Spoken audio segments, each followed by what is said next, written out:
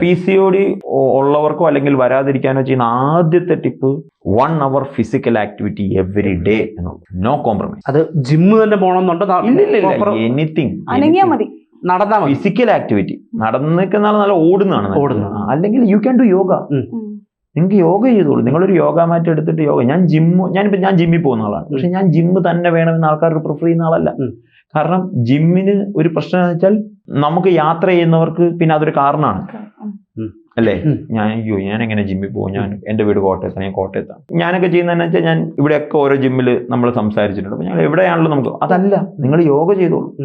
യോഗയുടെ ഗുണം എന്താണ്? എനിവേർ ഇൻ ദ വേൾഡ് ഒരു യോഗ മാറ്റോ അല്ലെങ്കിൽ ഒരു തുണിയോ ഉണ്ടെങ്കിൽ നിങ്ങൾക്ക് ചെയ്യാം. ട്രെയിനിലാണെങ്കിലും ചെയ്യാം.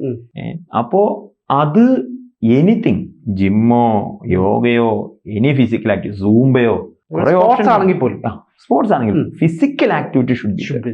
അതാണ് ഒന്നാമത്തെ കാര്യം.